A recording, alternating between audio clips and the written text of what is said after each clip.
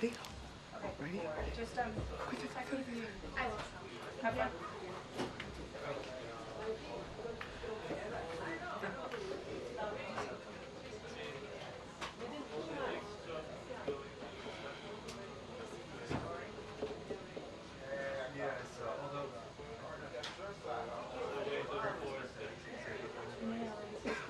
I need to drop my glasses.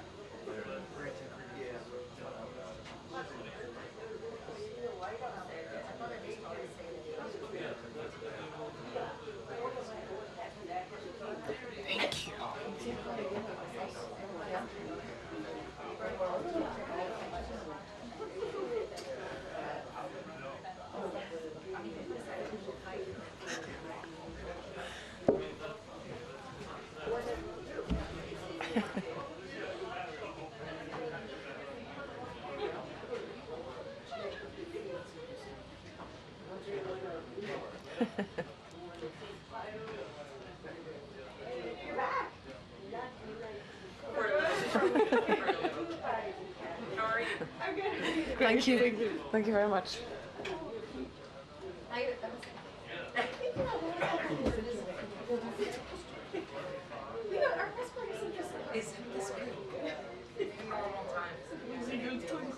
Or even ask.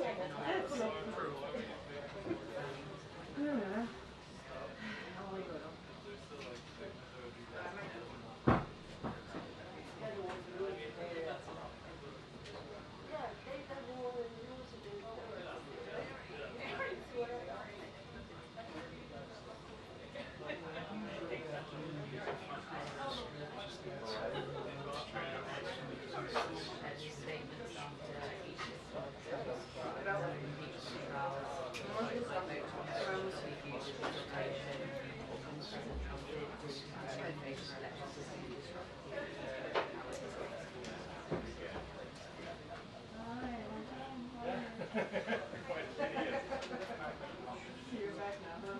Just in time for lunch.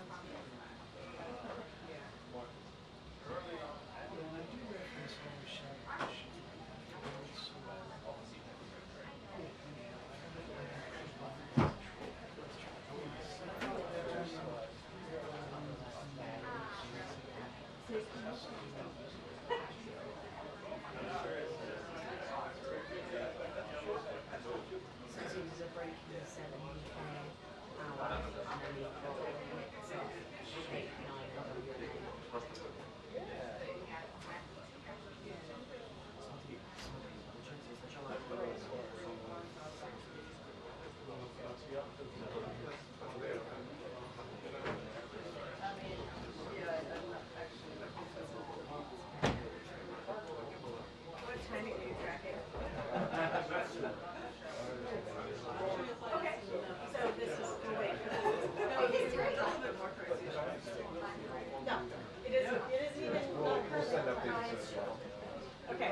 thank you.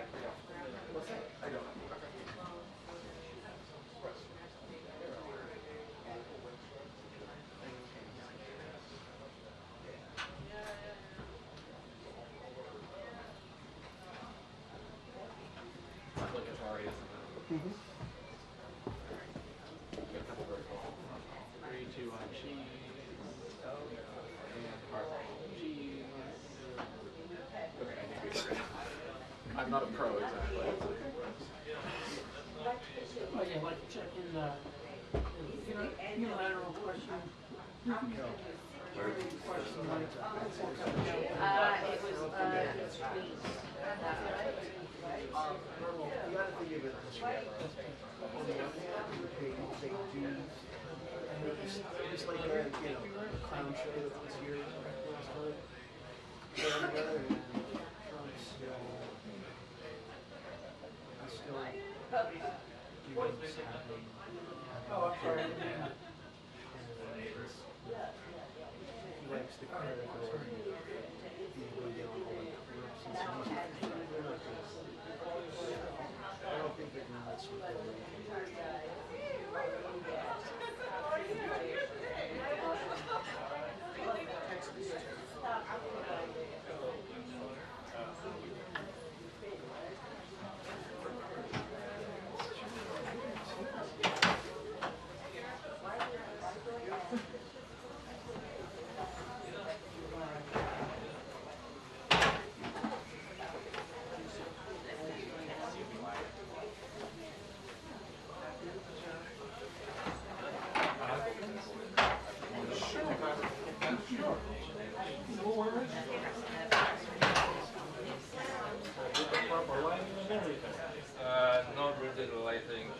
It's just one that's additional.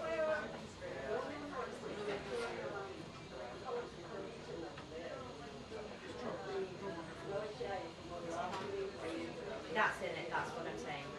They were said. Yes, they're both from back then.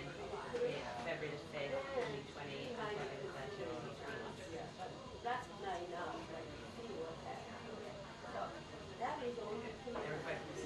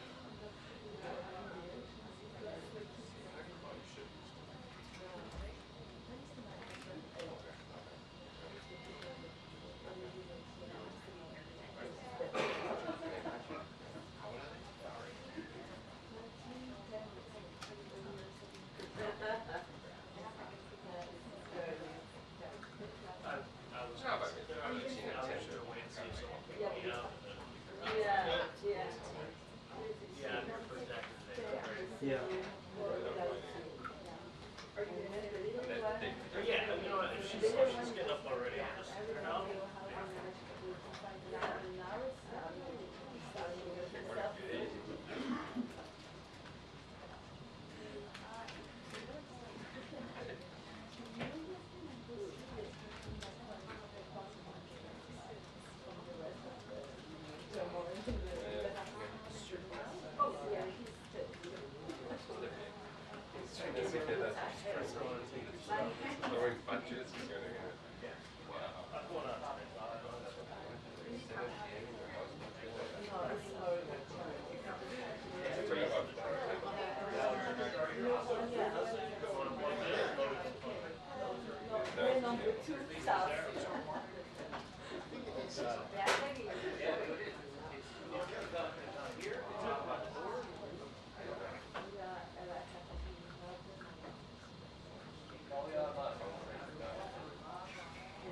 So yeah, plus the 90-minute mark, which was, yeah, it's not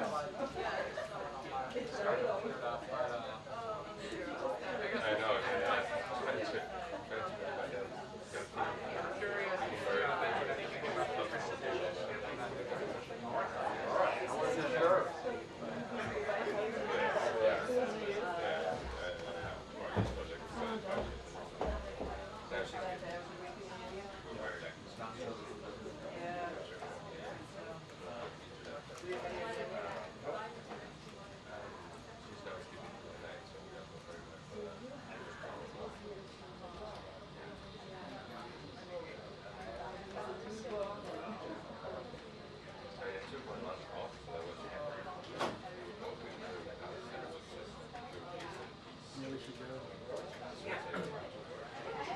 We gotta wait. Jen, someone beside us.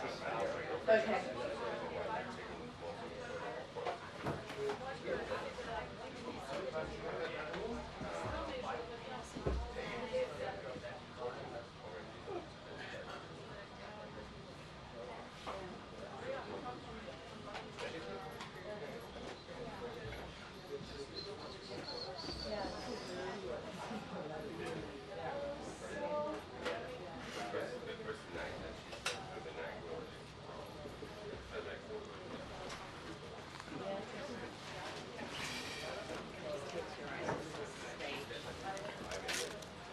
Attends.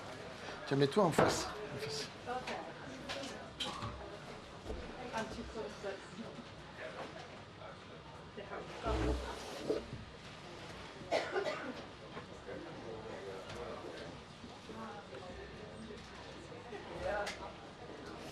It's good.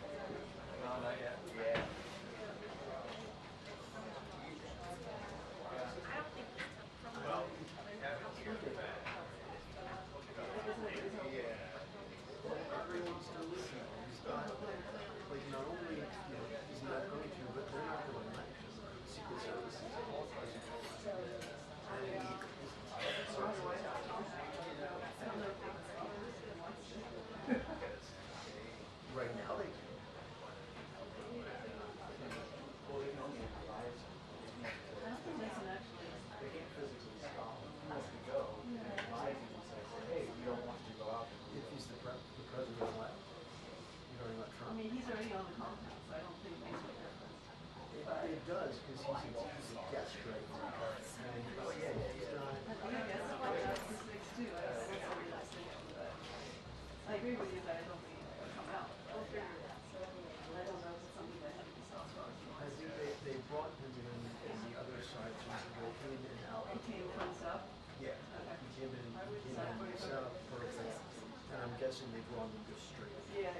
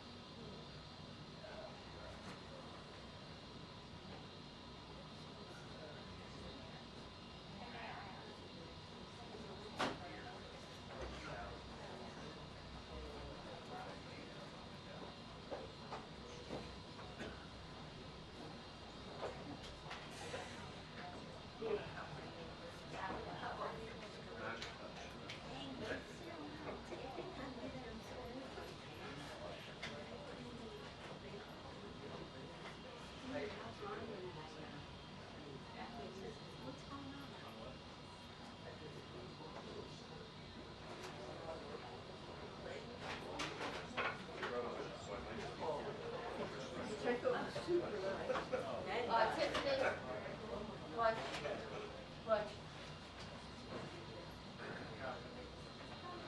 Keep that back in your face.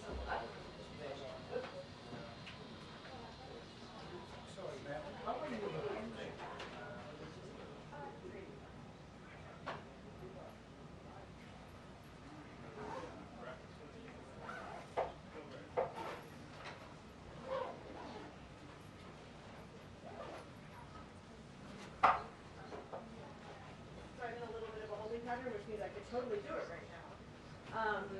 Or, oh, well, sorry, it's not here. So why don't we try to do it after the briefing then? Would anybody here try to work? Or is that too early?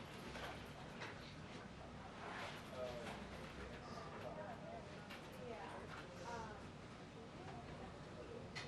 I think that works.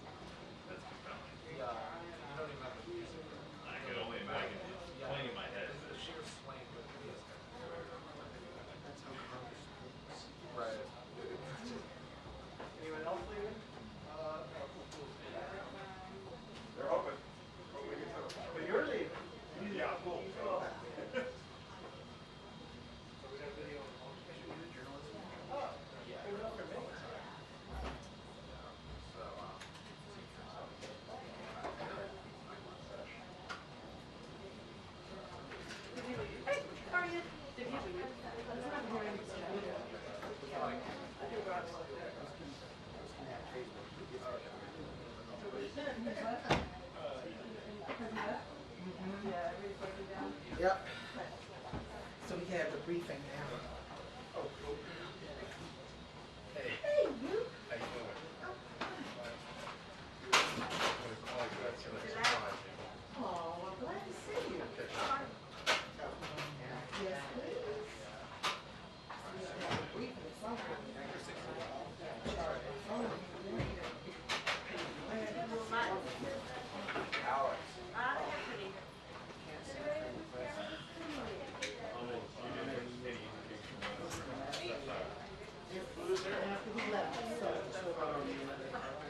So if I expect something to come soon. Yes.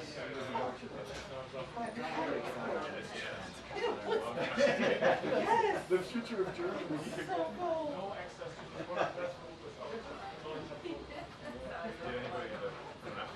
No. Hey, girl, it's beautiful. You look beautiful. You do too.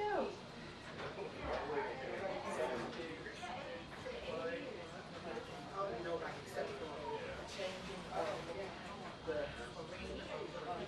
I didn't know they changed this much. Yeah, quite nice. Yeah, they changed the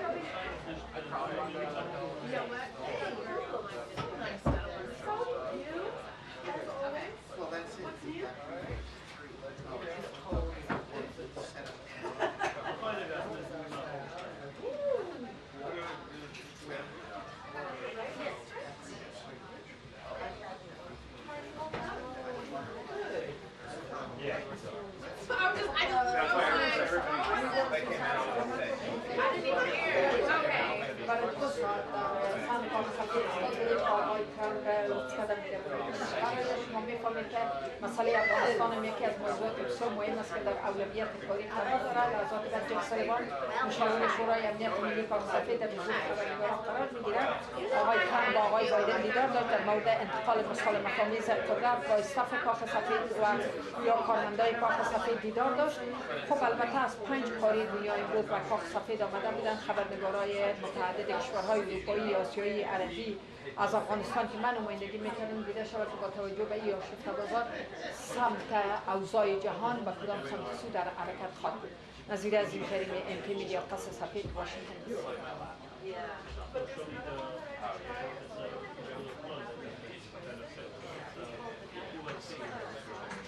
I'm gonna check out all of his stuff.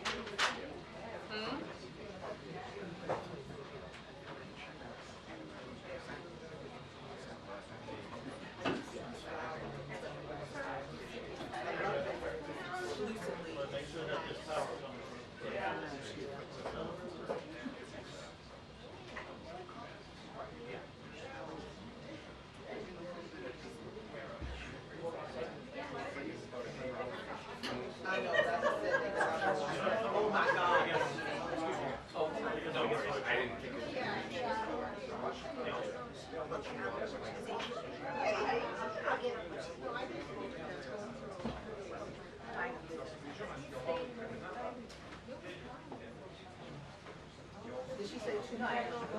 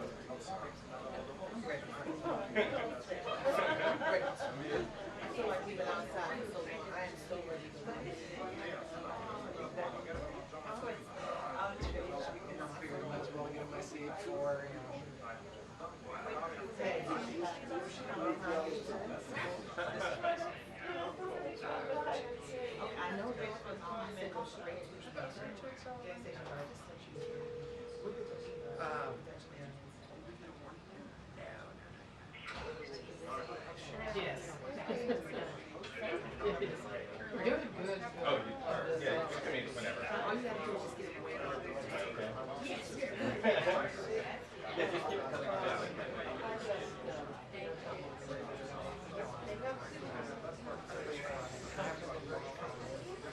And did she say 2 minutes? Did they say 2 minutes yet? I haven't heard that. We're waiting. It's like everybody, after I do that, everybody just sitting out. We know, we were doing happy birthday. Right, yeah. People are like, yeah.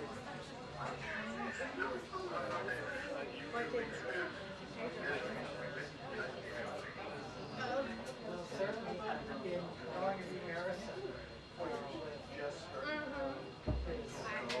his first transition, yes. But you know, one of the things that people want to think about here is that they have operations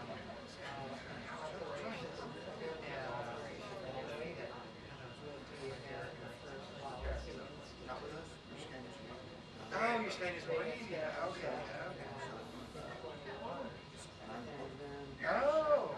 Do you work at were able to, they brought in people, a woman who was heading Brooke Rollins, who's the domestic policy.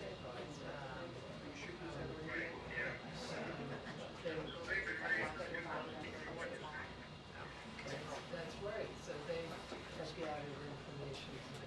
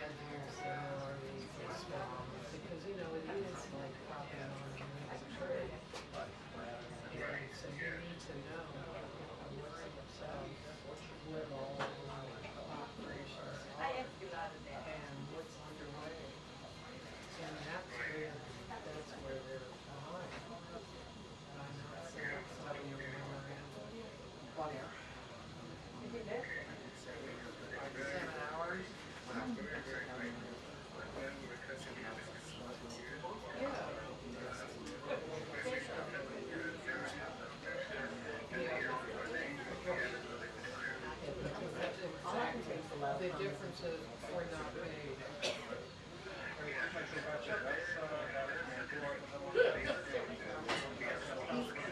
Yes, that's correct. Look it up. Yeah. Call her anytime.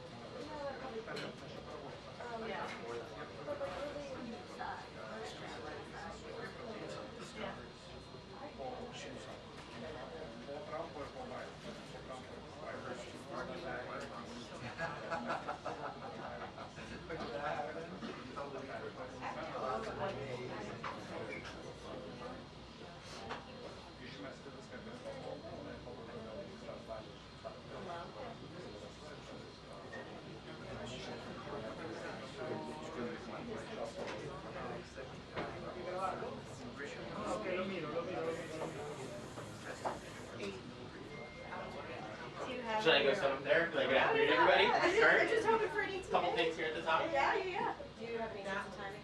No, I don't. But I'll be back soon. Are you going to escort? Yes. Thank you for your service.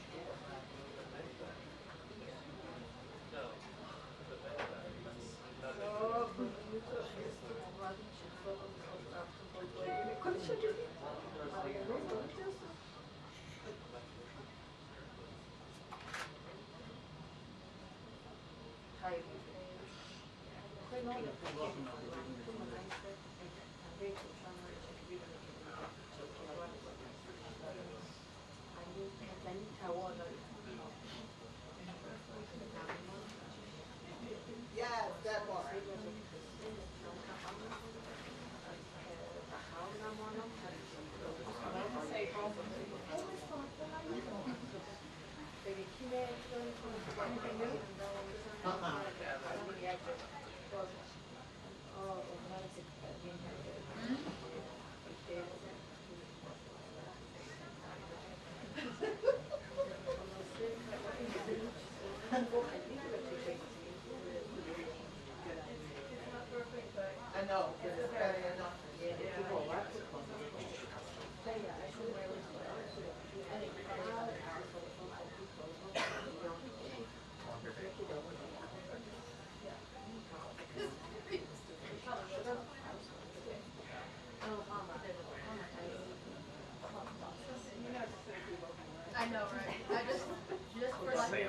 Yeah, the whole like not being able to edit the rest of it. Maybe somebody.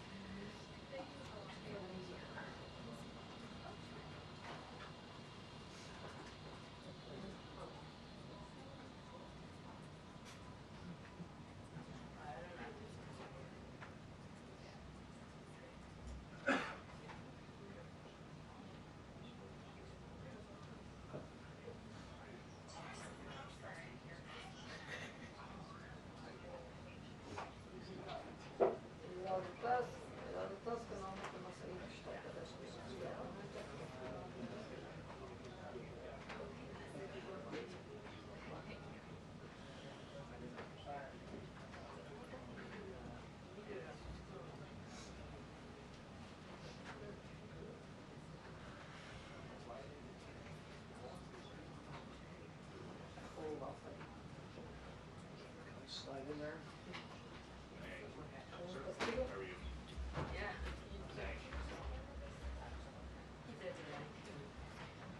All yours, sir. Thank you. Thanks.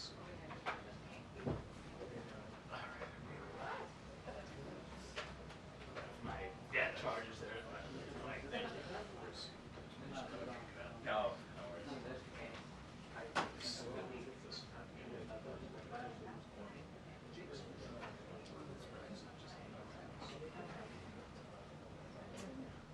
That was a nice thought you had. Nice.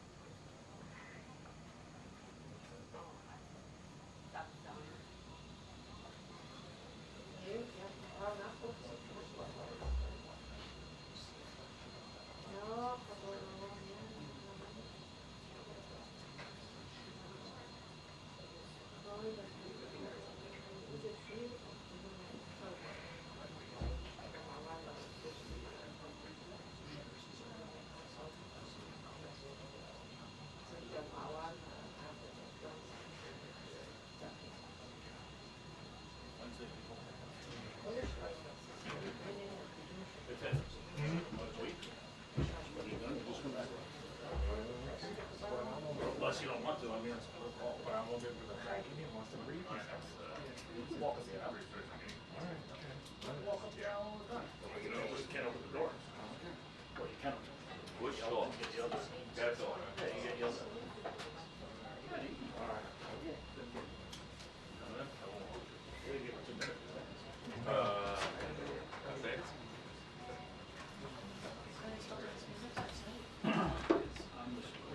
don't know. I haven't, Oh, I wasn't out there. You might have been asked. No, not in the past couple months.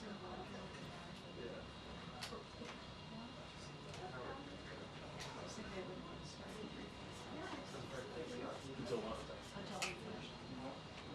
It won't start until 8 o'clock tonight. Yeah, I didn't get ready to be out there all day.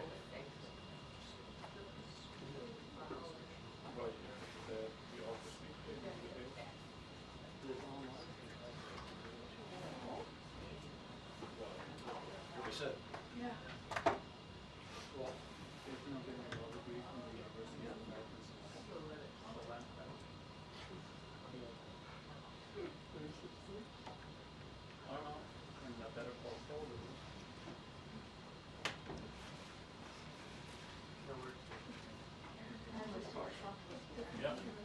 Oh, thanks. Someone told her that Trump was here.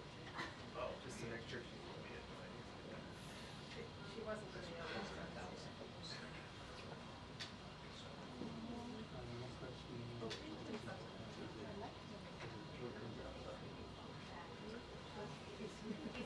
She left. She's back at the airport. All the reporters are all they're starting maybe for you. I wish. No, what are they waiting out there for? They probably don't know that he left. Used to fight for a while. You know, that's so, Taking those us out- reporters don't, they don't need to wait. Taking us out like. Are we having a press meeting? Because we have a free press, the reporters can do whatever they want. But maybe because Biden comes out to the reporters. No. I think it's got better stuff. What? I'd be surprised if you did. Yeah. But definitely President Trump is left of the official vote. Okay, so it's. Okay.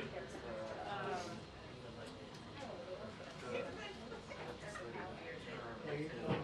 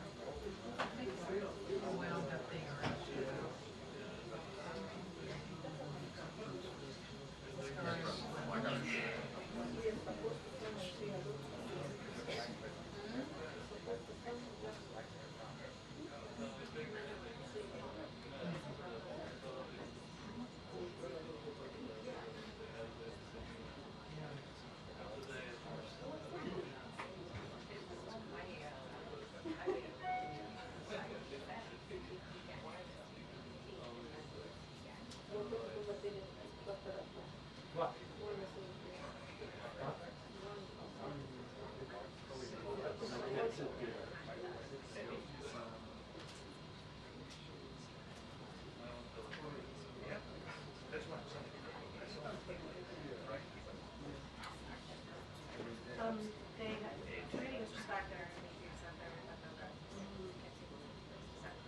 No privacy here? What? I welcome your intel. No. So, we're planning a meeting, but no update. It's too kind of.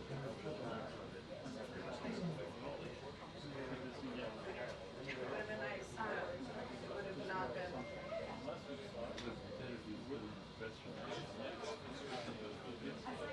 She's gonna wait till he's actually first.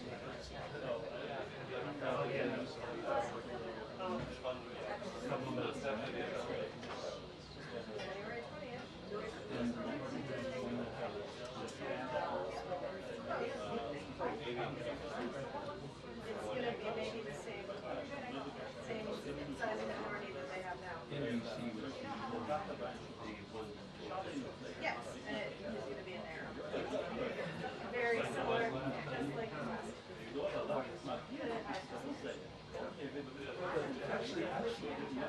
actually, it could be a little wider. It's supposed to be 219 now, but it's going to be like 220. There's only one person I know that knows the answer. It's not.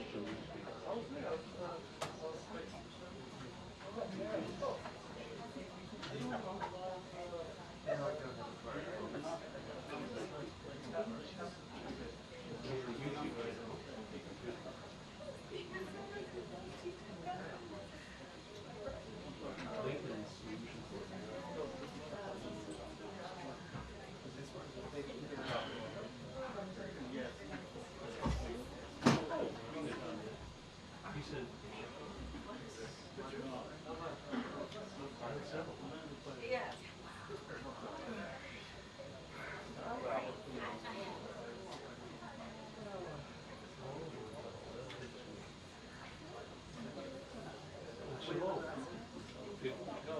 Well, President Trump is gone.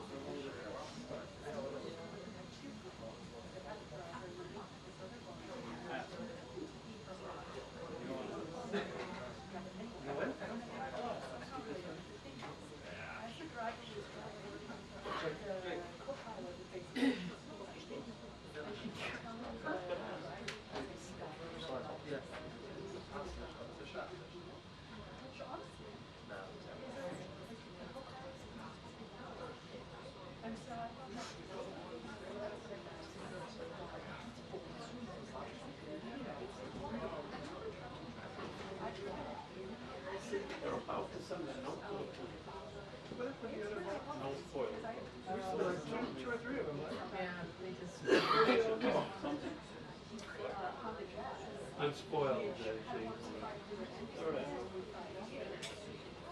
But in a good way.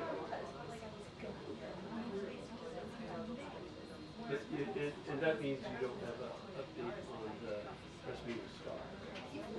That was the question that they told me that they wrote this up. Like a half hour from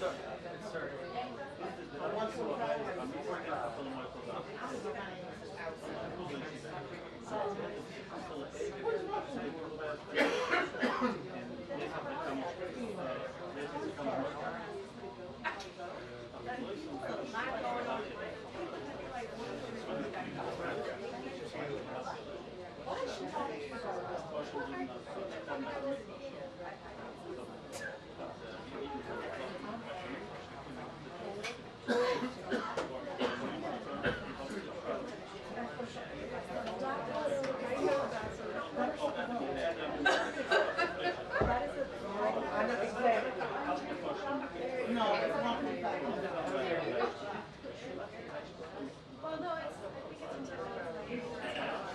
think it's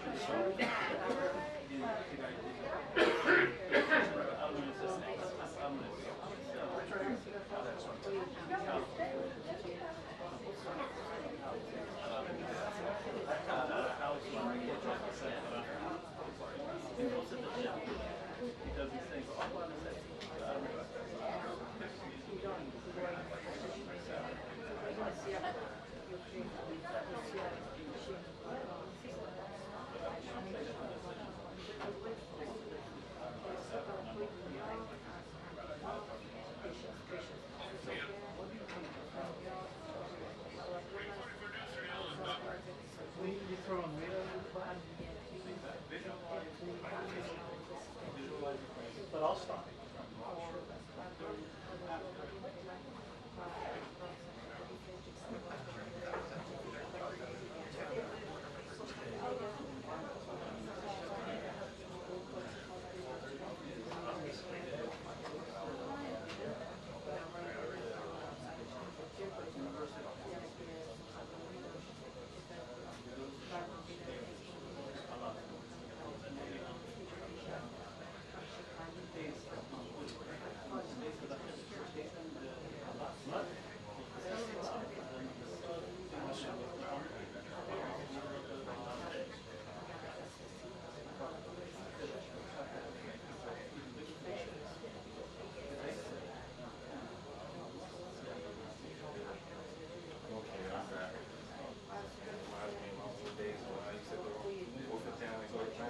Jeez, that was kind of quick.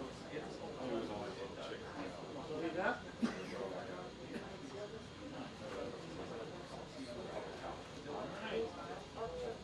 Let's see if, and a cookie. And a cookie. Got a cookie, got the cookie. Snack time. No, you're not waiting. Was it out the way?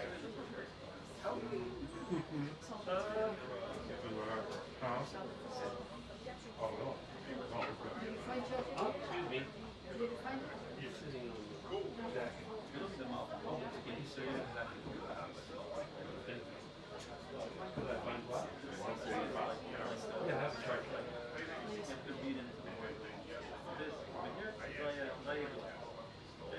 Good to be with you, Nick. Thank you. No. I wish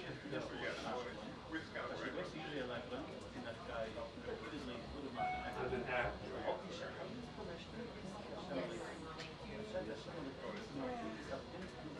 I was in opera. That's why I was in hacked.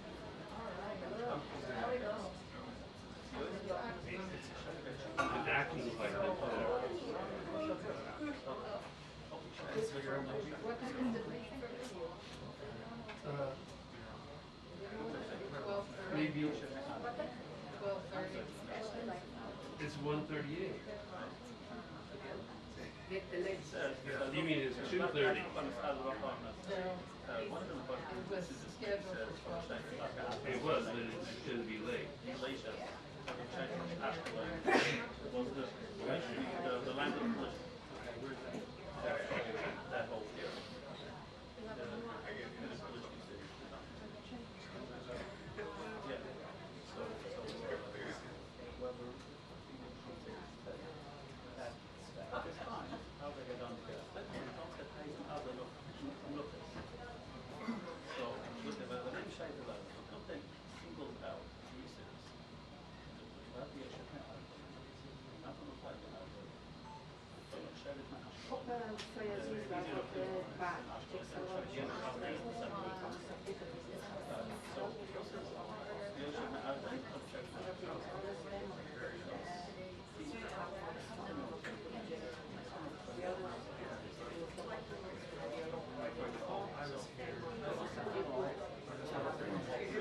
You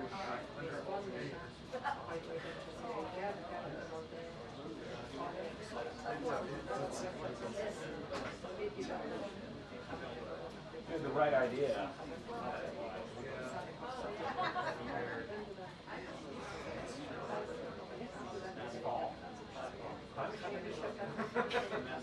Is it here? I'm told. I thought the climate change was something caused by the sun.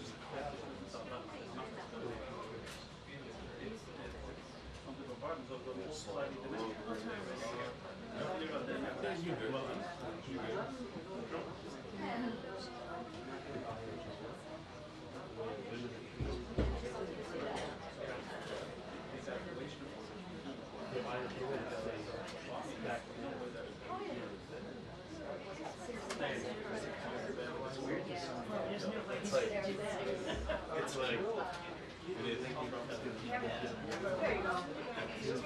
oh yeah, it's crazy.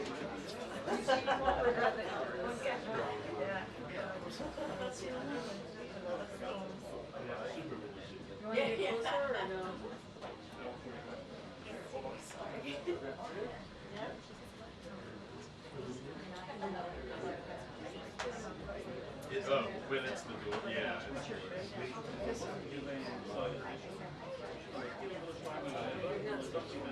Well, especially no, the other way.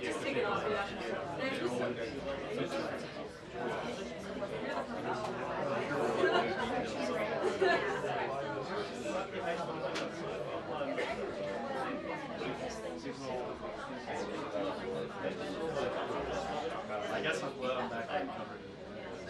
Yeah.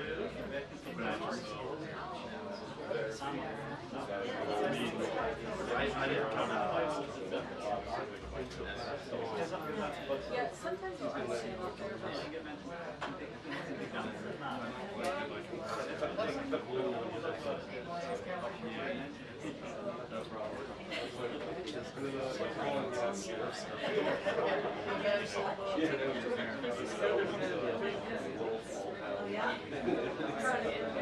So how long did you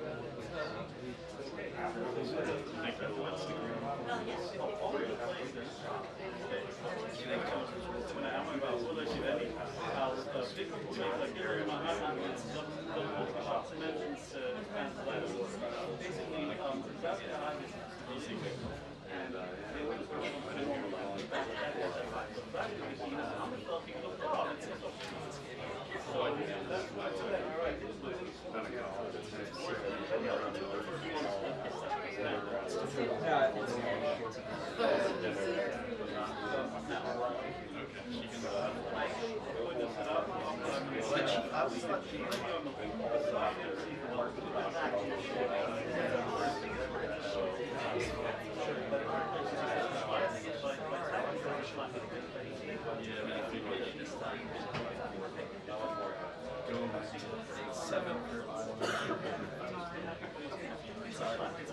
Yeah, I'm nervous.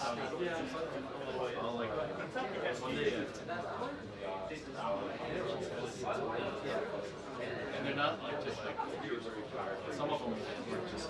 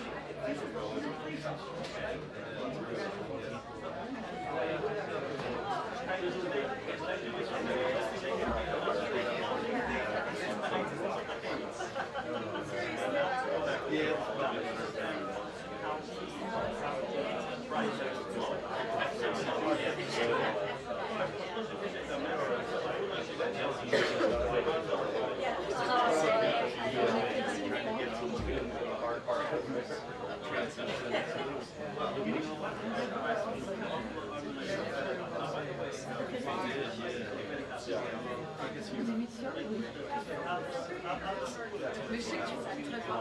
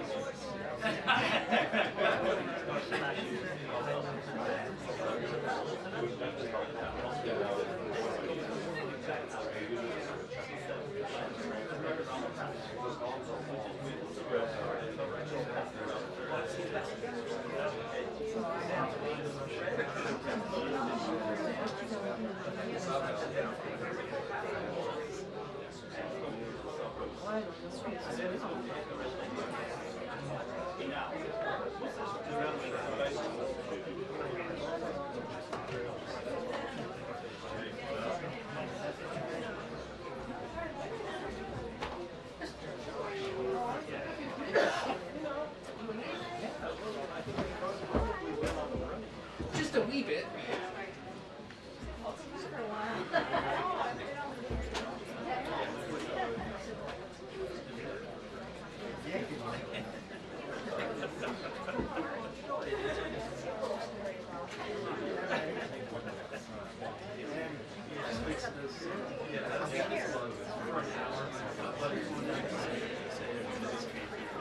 Tireless look.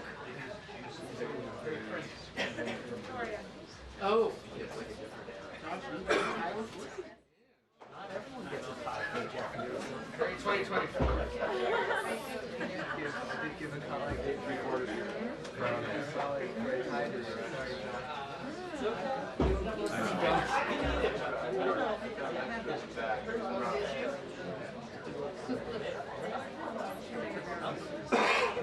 nice work, gents. Casual. Pick a side day. Pick a side day. All right. Good afternoon, everyone. Oh, okay. I'm excited to see you all too. Well, Okay, so today, President Biden met with President-elect Trump for approximately 2 hours in the Oval Office. White House Chief of Staff Jeff Zients and incoming Chief of Staff Susie Wiles joined the meeting. It was a substantive meeting, an exchange of views. They discussed important national security and domestic policy issues facing the nation and the world.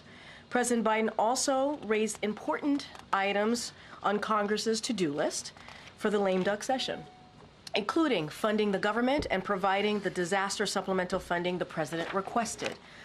Finally, the president reiterated what he said to the president-elect the day after the election and to the American people in a Rose Garden just last week. We will have an orderly transition and a peaceful transition of power. With that, as you can see, I have the National Security Advisor with me, Jake Sullivan, who is going to preview APEC in Peru and also G20 in Brazil. The president is going to be leaving tomorrow, as you all know. And Jake, the floor is yours. Thanks, Karine, and hi, everybody. I'm going to make some brief comments about the president's trip that he leaves on tomorrow, answer a few questions, because I know the issue you are most interested in is hearing from Karine about the meeting. So I will not dally too long up here, but I think it is important to lay out the president's trip here over the next several days. Tomorrow he travels to South America. His first stop will be Peru for the APEC summit, the Asia-Pacific Economic Cooperation Summit. And then he'll go on to Brazil for the first ever presidential trip to the Amazon, and then to the G20 summit in Rio de Janeiro. At APEC, the president will reinforce America's leading role in the Indo-Pacific. And over the last 4 years, he has markedly enhanced our strategic position in this vital region, from our treaty alliances to AUKUS to the Quad to the historic trilateral with Japan and Korea. And with respect to that trilateral, he will meet with President Yoon of South Korea and Prime Minister Ishiba of Japan to celebrate the historic cooperation between our three nations and discuss the importance of institutionalizing the progress we've made so that it carries forward through the transition. While in Lima, President Biden will also meet with President Xi Jinping of the People's Republic of China. This will be the third in-person meeting between the two leaders since President Biden came into office, and their final meeting as presidents. They previously met, as you know, in Bali in 2022 at the G20 summit, and at Woodside, California, near San Francisco in 2023 on the margins of the APEC summit, which was exactly 1 year and 1 day ago. And throughout his time in office, President Biden and his team have worked to effectively and responsibly manage the competition between the United States and the PRC. The president's approach on the PRC has prioritized investments in sources of American strength at home, including growing the middle class and ensuring that America maintains its industrial capacity and its innovation edge in fields such as semiconductors and artificial intelligence. He has strengthened our alliances around the world, and especially in the Indo-Pacific. He has boosted American deterrence, and he's ensured that America remains the partner of choice for countries both in the region and across the world. The president has also taken common sense measures to advance our national security and protect our most sensitive technologies to prevent them from being exploited or used against us by the PRC, including through significant new export control measures. At the same time, the president has demonstrated that the U.S. and the PRC can manage our differences and prevent competition from veering into conflict or confrontation. And he's done that by ensuring the maintenance of open lines of communication at the leader level, at the military-to-military level, and at every level of our respective governments. And we've also worked to advance cooperation where our interests align, including on counter-narcotics and climate change, which is what the people of our two countries expect and what the world expects. And this meeting between President Biden and President Xi will be an opportunity to ensure a smooth transition and also to continue to keep those channels of communication open, including those especially critical military-to-military channels of communication. Of course, in Lima, President Biden will also meet President Boluarte of Peru to mark the strength and durability of our bilateral relationship with Peru. After that, the president will travel to Brazil, and he'll start with a historic stop in the Amazon to underscore his personal commitment and America's continuing commitment at all levels of government and across our private sector and civil society to combat climate change at home and abroad. And this has been obviously one of the defining causes of President Biden's presidency. While in Manaus, in the Amazon, President Biden will visit the rainforest, engage with local leaders who are working to preserve and protect this critical ecosystem. And as I noted, this will be the first ever visit of a sitting U.S. president to the Amazon. President Biden will then travel to Rio de Janeiro to participate in his fourth and final G20 Leaders Summit. High on the agenda there will be issues associated with debt sustainability for low and middle income countries, mobilizing finance for infrastructure, physical, digital, energy infrastructure around the world, and also dealing, obviously, with the major geopolitical issues of the day, from Ukraine to the Middle East. As you all know, the G20 is a unique forum. It includes both our closest allies and partners, as well as our adversaries. And pulling this group together around shared challenges is never easy, but we do expect to make some progress, particularly around debt and finance during our time in Rio. The President, of course, will also meet with President Lula of Brazil. The two leaders have really built a strong, productive relationship over the last 4 years, and they're looking forward to have their final meeting together as presidents as well. So we've got a busy week ahead of us, and with that, as I said, I'll take a few questions and then turn it back over to Karine. Yeah. Thanks again for doing this, Jake. In the run-up to the election, President Biden warned that allies were worried about America's commitment to the world. What's his message to those allies after this election? Well, he's going to have the same message that he's had for 4 years as president, which is that he believes that America's allies are vital to America's national security. They make us stronger. They multiply our capability. They take a burden off of our shoulders. They contribute to our common causes, including the cause of standing up for freedom and territorial integrity in Ukraine. And as I noted in my opening comments, when he goes to this Asia-Pacific summit in Peru, he'll go with our alliances in the Indo-Pacific at a literal all-time high. Japan, Korea, Australia, the Philippines, a really remarkable record over 4 years, and that's what he's going to hand off to President Trump.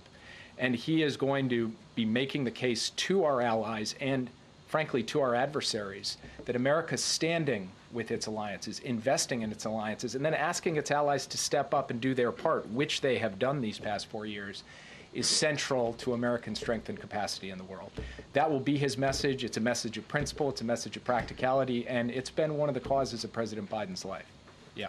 Karine said national security obviously came up in the meeting today. You've suggested that the president would make the case to the president-elect not to walk away from Ukraine. Was that message conveyed? How was it received? Well, I'll let Karine speak to what happened in the meeting. I will only note that President Biden reinforced his view that the United States standing with Ukraine on an ongoing basis is in our national security interest. And it's in our national security interest because a strong Europe, a stable Europe, standing up to aggressors and dictators and pushing back against their aggression is vital to ensuring that we don't end up getting dragged directly into a war, which has happened obviously twice in the 20th century on the European continent. So the president has made this case. He'll continue to make this case both privately and publicly, and he will make the case that our investment in Ukraine, the funds that the Congress has appropriated, these aren't just dollars that we're picking up and shipping over to another country. They're dollars we're investing here in the United States in American jobs, producing American weapons that we send to Ukraine, and American weapons that we are building to expand our own industrial base and our own military capacity to deter other adversaries all around the world. So he laid this out. He will continue to make this case as we go forward. And as we go through this transition, it will be our responsibility as the national security team to lay out for the incoming team both what we see and, in terms of the current situation, and how we believe that the United States of America, through this transition and beyond, can put Ukraine in the strongest possible position on the battlefield so that it's in the strongest possible position at the negotiating table for an ultimate deal. Yeah. The families of the American hostages who are held in Gaza are going to meet with President Biden today. We've heard from the families that they would like to see the Biden administration and the incoming Trump administration work together to try to secure the release of these hostages. Do you see any room for cooperation or coordination between your team, the president's team, and Trump's team to try to get a deal before Biden leaves office? I met with the hostages myself yesterday, and as you noted, President Biden will meet with the families of the hostages yesterday, and President Biden will meet with them very shortly. And they asked me this question, and I was very simple and emphatic with them. Yes, of course we're prepared to work with the incoming team in common cause on a bipartisan basis to do everything in our collective American power to secure the release of the hostages, both living and deceased. So we are open to have that engagement, have that collaboration, and we will continue to work in every remaining day that President Biden has in office, that we have in these jobs, to try to bring those hostages home to their loved ones. Just to clarify real quick, though, there's been no discussion yet with the Trump team about doing that? Well, I will say that this is a topic, obviously, the American hostages being held in Gaza that President Biden and President Trump covered today, but we have not had the opportunity to engage with the incoming team yet. I'm only expressing, standing here today, as I did to the hostage families yesterday, we are very much willing to do so, and we've sent a signal to the incoming team that we're prepared to work with them on this issue, as with every other issue, because President Biden's cardinal direction to us is ensure a smooth and orderly transition. On that, are you finding the Israelis as responsive to Biden administration inquiries or requests, given that we know the Prime Minister is in pretty frequent touch with the President-elect? I had the opportunity to sit down yesterday with the Israeli Minister of Strategic Affairs, Ron Dermer. We had a detailed discussion about every element of the current situation in the Middle East, and it was a constructive discussion. We are still actively working in support of our common efforts to push back against our common adversaries, to try to deal with the situation in Gaza, in Lebanon, and directly with respect to the Islamic Republic of Iran. And just to give you an example, we are working on an ongoing daily basis to try to increase the amount of humanitarian assistance getting into Gaza, given the suffering of the innocent civilians there who are trapped amidst the crossfire between the IDF and the terrorist group Hamas. We have made some progress in that regard. We extracted further commitments from the Israeli side over the course of the past couple of days. We want to see those commitments followed through on. So we believe that we can continue to work across the board on all of the relevant issues, whether it's humanitarian assistance or it's ensuring the defense of Israel against Iranian attacks, or it's working on ceasefire efforts and a hostage deal in Gaza, or it's ultimately bringing a diplomatic resolution to Lebanon, which we're actively working on.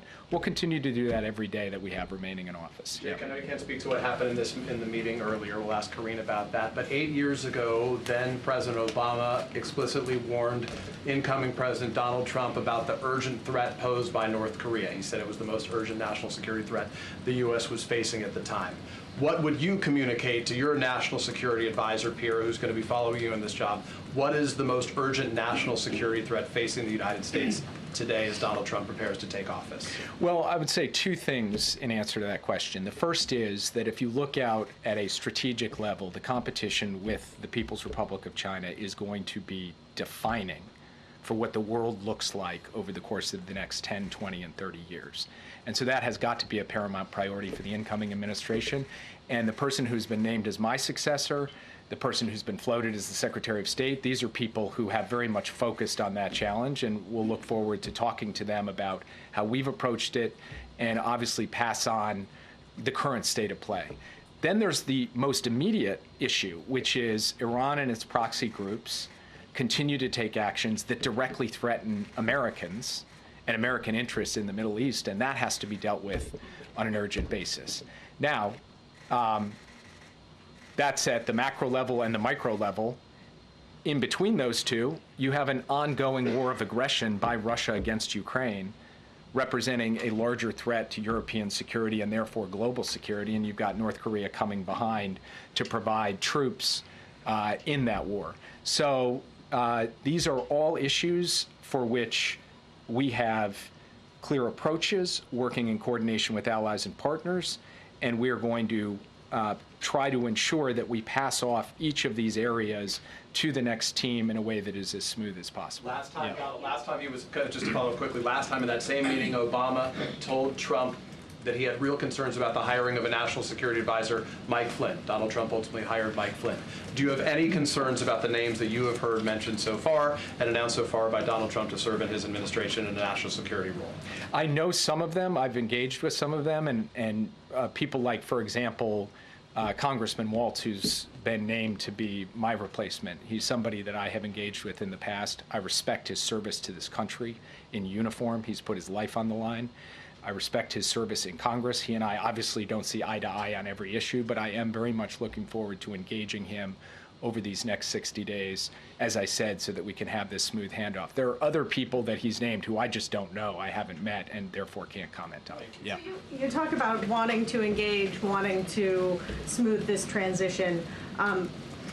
Why hasn't it happened yet? Is is the signing of the MOUs an actual issue that is preventing you from coordinating with the incoming Trump team?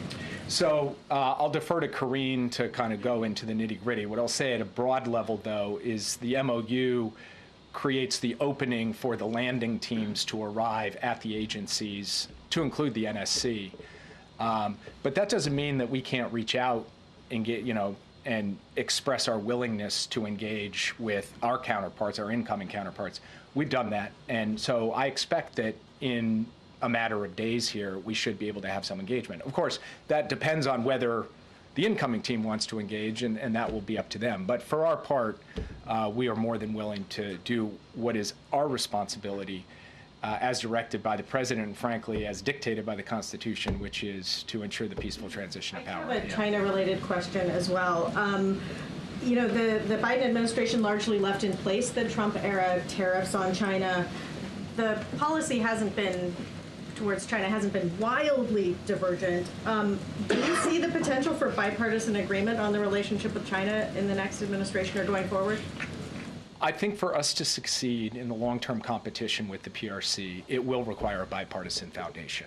The best traditions of American foreign policy have always had a bipartisan element, and many aspects of the policy that we have pursued in this administration with respect to the PRC and with respect to the Indo-Pacific have been bipartisan. By the way, the same thing is true with respect to Ukraine, where there has been strong bipartisan support and votes in both the House and the Senate for the resources and the strategy for Ukraine. So from our perspective, we would like to see that continue. Now, obviously, we don't know what the incoming team is going to do, how divergent they will be. Those will be decisions they take, not for me to comment on. All I can say is that when it comes to investing in our alliances, the sources of strength at home, the protections of our advanced technologies, these are things we're going to advocate continue because we think that they are not political issues, they're American issues that can serve all of the people of this country. Yeah. Will the president raise this alleged hack by a Chinese hacking group when he meets with President Xi? And are you planning any kind of consequences for that hack? It is a significant issue. I expect that the FBI and CISA will have an update in terms of their investigation, which is ongoing, into the hack soon. We here at the White House have stood up at the NSC, what's called a UCG, a Unified Coordinating Group, in order to coordinate the entire U.S. government to be able to deal with this hack, which is a hack of private telecommunications providers, but private telecommunications providers that provide services to U.S. government personnel, among others. So you will hear from the FBI and CISA on that. I do expect this will come up in the meeting in Peru. And I'm not going to speak to consequences from this podium. I will only say that we have made clear over time that we will respond when we see actions taken in terms of cyber attacks, cyber espionage, cyber intrusions. That has been a feature of our policy to date. It will remain a feature of our policy going forward. I'll take just a couple more and then let Karine take over. Go ahead. Thanks, Jake. Can you give us a sense of what else President Biden said to President Trump about Russia in their meeting? And also, with regard to China, will he pass on any tips or color from his meeting with President Trump to President Xi when they meet? And what will his message be to President Xi? I've already mildly violated the not reading out the meeting proviso, so I will pass that off to Karine. Mild violations. But with respect to his meeting with President Xi, I don't expect him to pass messages. Obviously, President Trump, when he comes into office, will have his opportunity to engage directly with President Xi. But I will observe that transitions are uniquely consequential moments in geopolitics. They're a time when competitors and adversaries can see possibly opportunity because you have this change in government here. And so part of what President Biden will communicate is that we need to maintain stability, clarity, predictability through this transition between the United States and China. And he will also really reinforce the point that in order for us to manage this competition responsibly going forward, we have to sustain over the long term the channels of communication at every level, particularly the military to military level. And then, of course, he will look to try to consolidate progress on areas where we can work together, for example, on counter-narcotics and fentanyl coordination, and on trying to manage the safety risks associated with artificial intelligence. So it's an important meeting. It will not be just a valedictory, although there will be an element of reflecting over the course of their long relationship. There is actual work to do in this critical moment between the U.S. and China to ensure that we don't run into any problems in the next 2 months in this transition of power.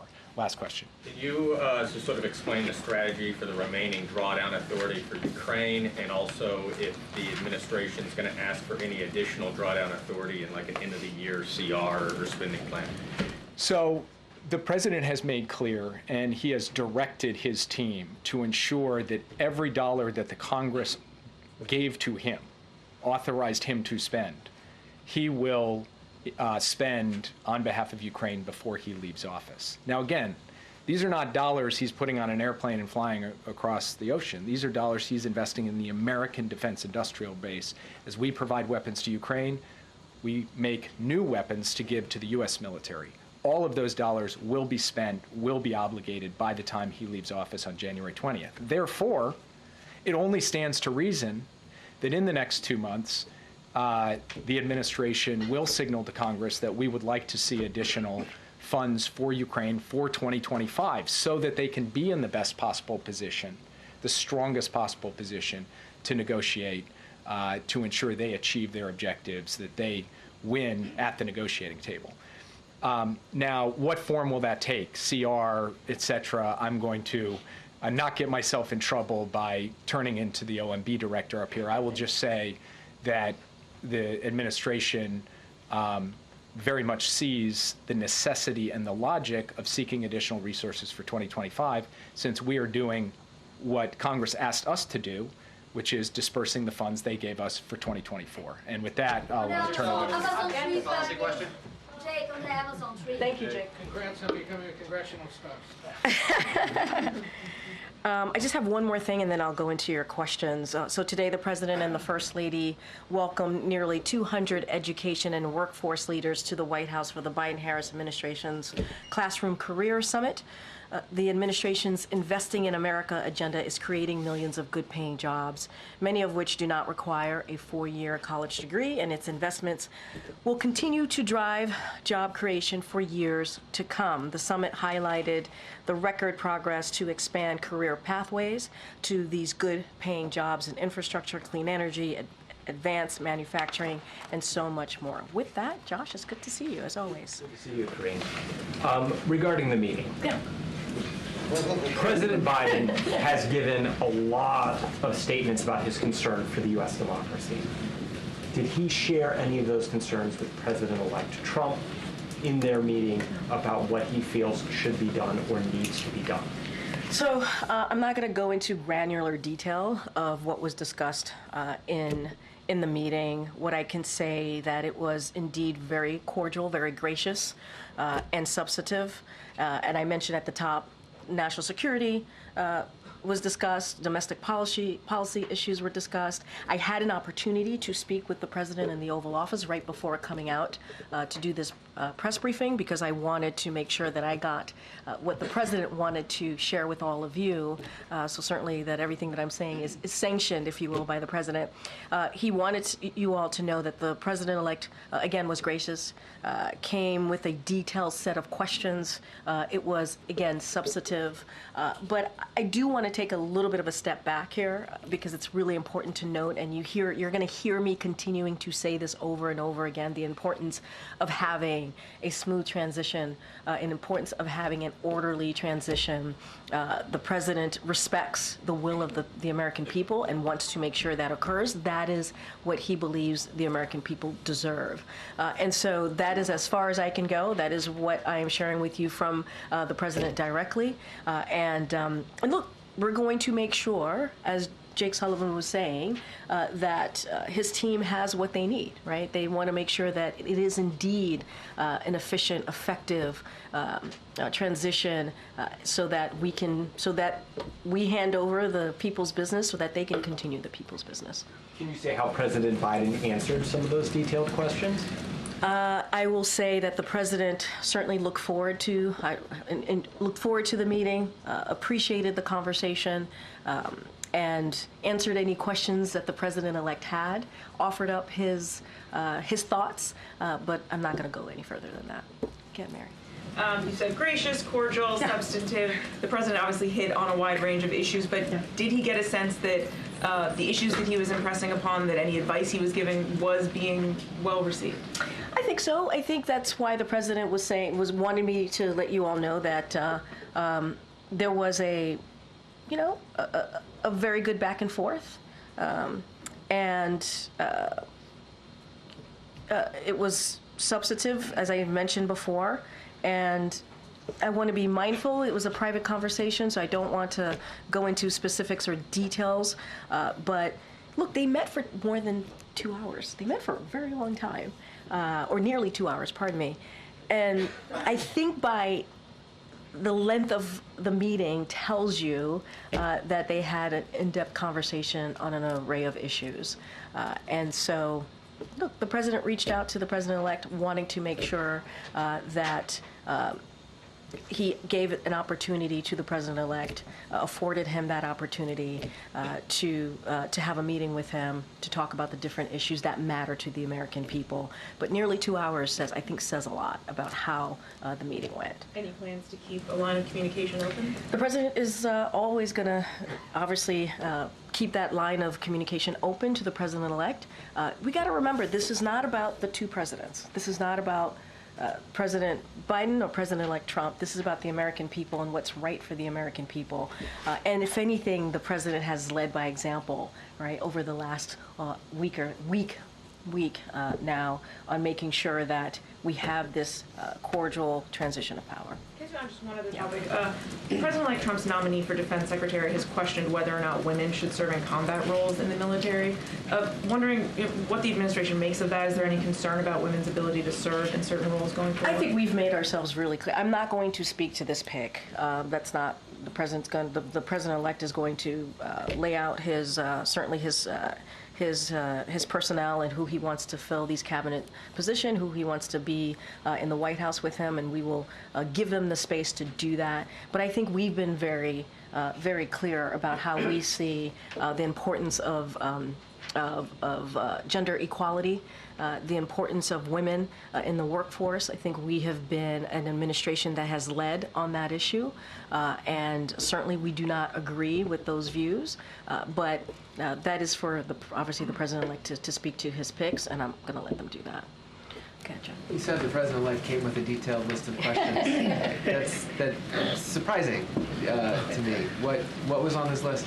I'm not going to go into details of what was on the list. I shared that, and the president wanted you all to know that because we want to be very clear. It was actually a substantive meeting, nearly 2 hours. There was a lot discussed. There was a lot of back and forth. And I'm not going to go into specifics. I think if the president-elect wants to share his set of questions to President Biden, he certainly can and will if he chooses. But wanted to give you as much information as I could without going into too much specifics on a private conversation. Was the list typed out on a piece of paper? I don't have. I appreciate the effort there, Jeff. I don't have anything beyond that. Did the issue of the fact that President Trump did not acknowledge President Biden as the winner of the 2020 election come up today? What we want to do is move forward. We do. Really? No, seriously. What we want to do is move forward. We respect the will of the people. There was an election, as you know, last week, and the American people spoke. And so the president is going to make sure that he puts the American people first. He's going to make sure that we move forward in this process, in this transition process, in a way that is respectful to the American people and to lead by example.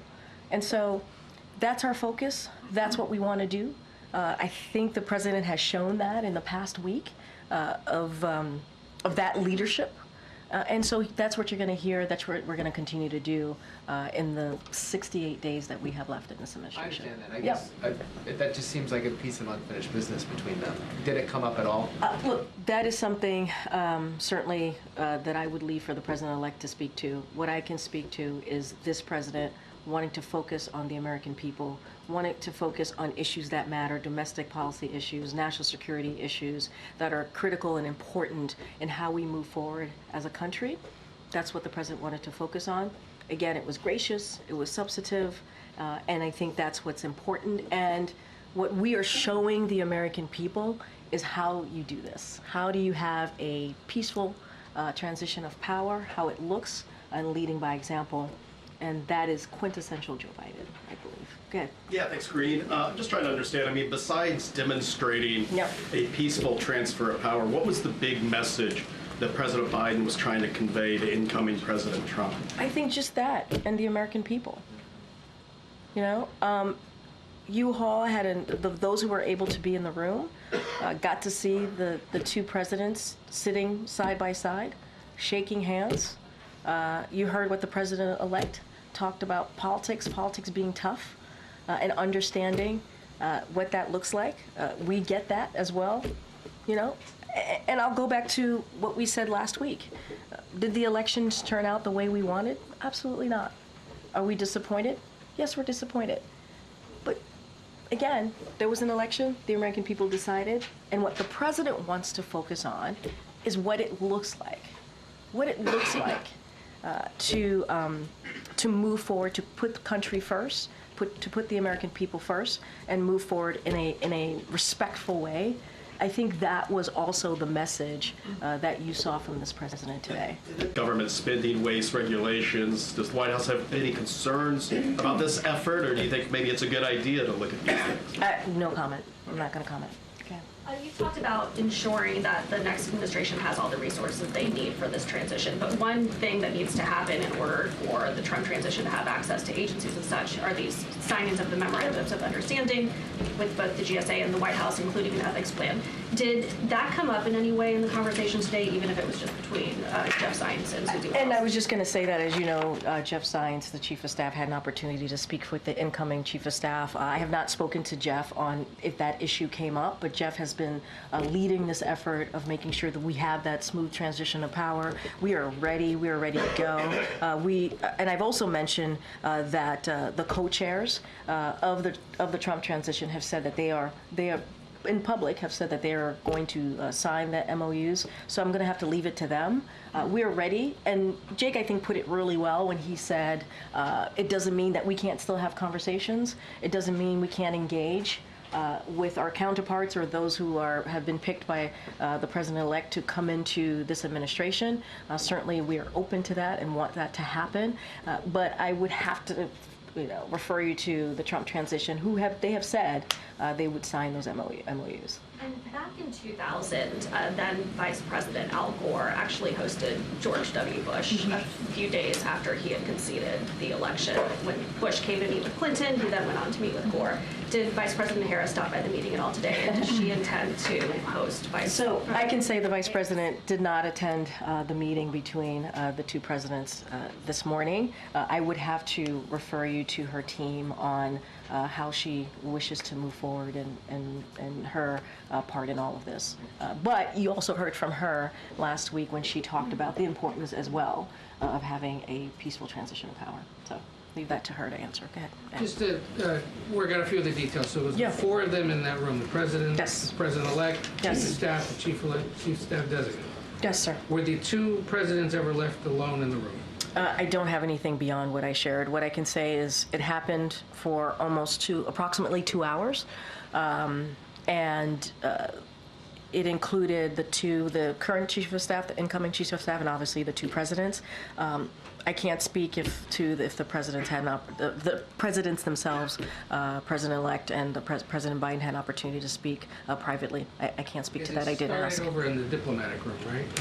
Right. So to your point, you are correct. We sent out a pool note about how the President Biden, and also First Lady Dr. Biden greeted President-elect Trump upon his arrival, and just to add a little bit of color there, she gave the President-elect a handwritten letter to congratulate Mrs. Trump, and so also express their readiness to be involved and engaged with her team, Mrs. Trump's team, and so that specific piece, obviously, I would direct to the First Lady's office. But yes, they first met and greeted each other in the diplomatic room. But Jake or nobody else came in, or it was just the four. It was just the four of them, as far as who was in the room with the president. It was in the Oval the whole time. As far, yes, it was in the Oval. The Oval meeting was in the Oval, as I just stated, and you flagged for me that they greeted the president. They meaning the First Lady, and also the President Biden greeted President-elect Trump when he arrived. I have one other question about this weekend that people might wonder. Yeah. It's their third meeting since President Biden took office, but why bother having a meeting with Chinese President Xi if there's only 68 days left to go on the Biden administration? Look, this is, Joe Biden. He understands the importance of having face-to-face, one-on-one conversations with world leaders, and I think Jake did a pretty good job laying out what's next, what they are thinking about, the reason for having the bilat. But it is an opportunity. They're both going to be in Peru. They're both going to be attending the APEC conference. It was an opportunity for them to meet.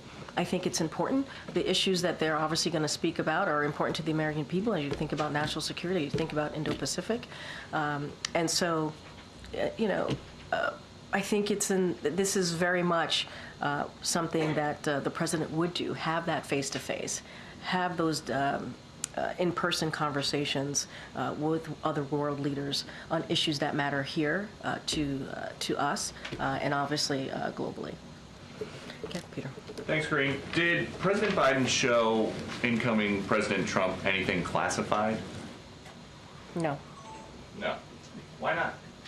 Why would he? This was an opportunity for them to speak candidly, openly.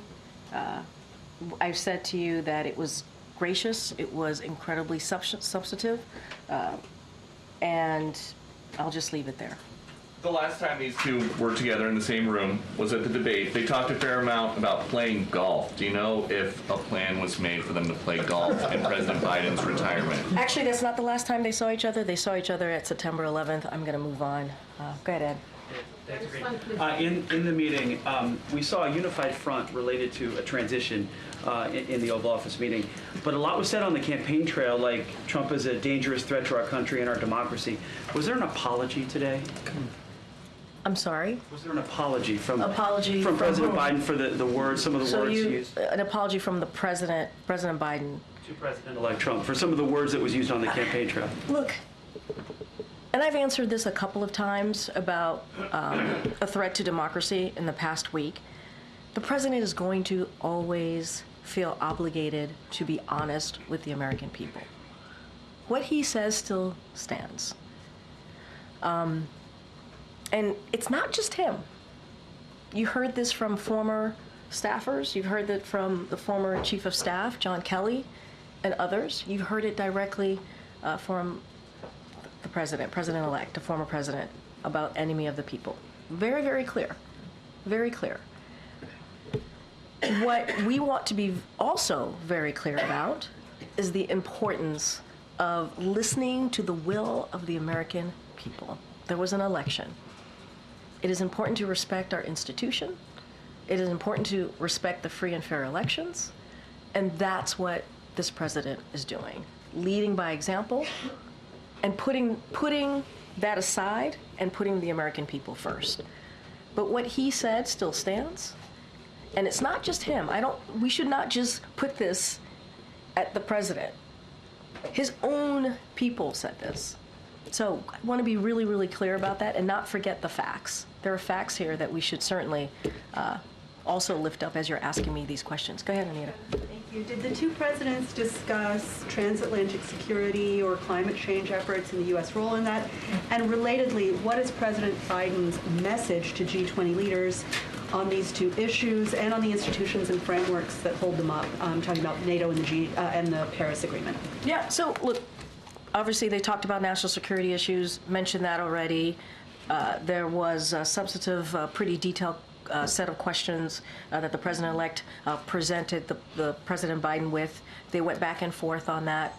I don't have anything. I'm not going to get into the nitty-gritty, into the specifics of what those topics were. Not something that I'm going to do from here. And look, the president is looking forward to going to the G20. You heard Jake do a pretty good laydown of the importance of the president going. It will be his last G20. Obviously, he's also going to go to APEC. APEC will be first. And the importance of meeting with these world leaders on issues and matters that are important to the American people. That's what you're going to see. This is going to be a continuation of the progress that we have made in almost 4 years on the world stage, whether it's talking about Ukraine and continue to support Ukraine, talking about Indo-Pacific, talking about the Middle East and how to move forward here. And so all of those issues and topics are certainly going to come up. And the president looks forward to having those conversations. Considering that we know that President-elect Trump does not look favorably upon NATO or upon the Paris climate change agreement. That's something for the president-elect to speak to. I mean, he has. What we have done here in the past 4 years is strengthen NATO. What we have done here is making sure that we strengthen our relationship with allies and partners. What we have done here is put the American people first, put our national security first, and really have conversation with world leaders on shared priorities. And so that's going to continue in the next 68 days. And that's the progress that the president wants to continue to have conversations about, and that's what you're going to see on this next ACONUS trip. Thank you. Thank you. I think in this room we've all watched the very somber speeches that the president gave on democracy in Philadelphia at the Capitol, and today we see these pictures of two leaders chatting around a fireplace.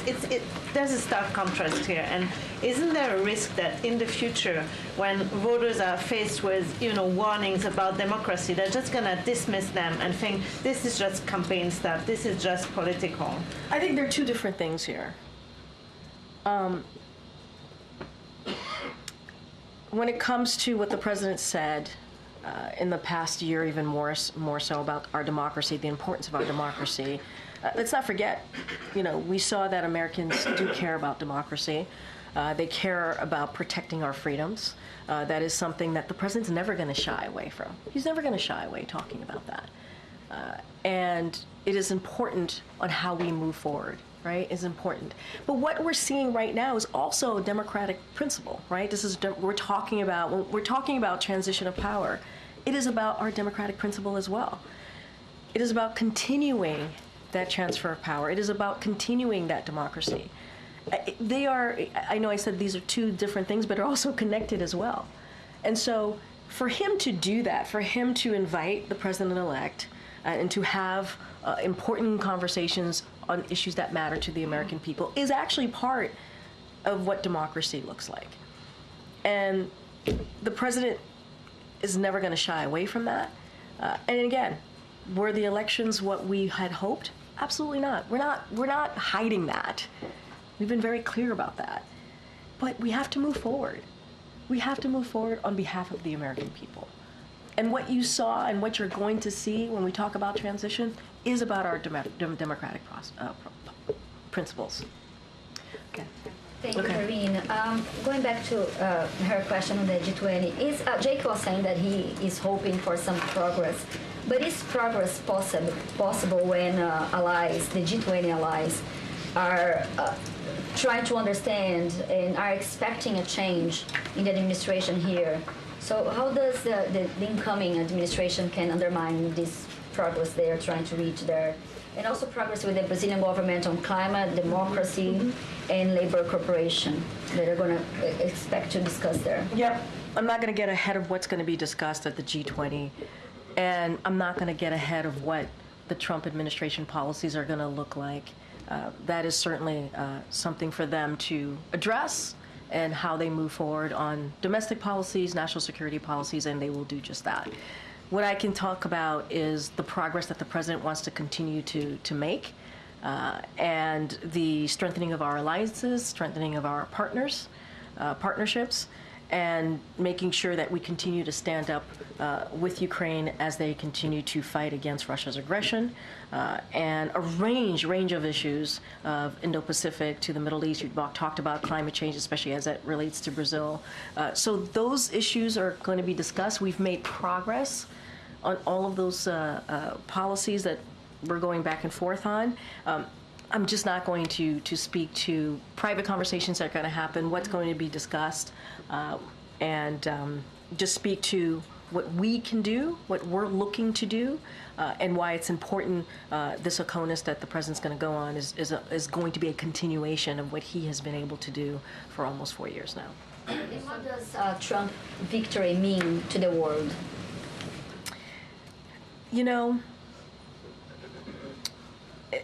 what I can say, and I'm going to sound like a broken record, what the president is going to do is continuing to make sure that we follow the election results, the will of the people. Majority of Americans decided. And what we can do is make sure that democracy continues here by doing this transition of power, and doing it in an effective, orderly, peaceful way. And the president is going to focus on the progress that he's made. He has relationships with these world leaders, obviously, not just for some of them, not just the past almost 4 years, but for some time. And, you know, he'll have honest, direct conversations with them. I'm just not going to get into philosophizing and getting into the bigger picture. I'm just going to focus on what's ahead in the next 68 days. Go ahead, Kelly. I think I have to head out. Do you know if President-elect Trump has already started to receive intelligence briefings, or if there's plans to start doing those briefings again? That's something for ODNI to speak to, not something for me to speak from here. Okay. I'm going to kind of try and circle back on this. You said that the conversation was cordial, gracious, substantive. Was there any acknowledgement about some of the harsh rhetoric that Donald Trump had issued regarding Kamala Harris, calling her, for example, a low IQ individual, et cetera? I don't have anything to share beyond what I stated at the top and during these back and forths. Don't have anything outside of that. Okay. Yeah, I was going to ask a similar question. Was there any acknowledgement or discussion about the election and how the vice president ran her campaign? I don't have anything else beyond what I just stated. Go ahead, Phil. I might be trying the same thing again and again. Yeah, but you talked about how this was a cordial discussion between the two of them, how the incoming president came with a list of questions. Were there any top-level areas of agreement or overlap between the two presidents in terms of maybe challenges that are ahead for the country or potential solutions? Any areas of agreement? A lot was discussed. It was a detailed set of questions. The president appreciated having a substantive conversation with the president-elect. I'm not going to go into details. Maybe the president-elect will speak on his behalf on what he wants to share coming out of the meeting. But this is what we're going to share from here.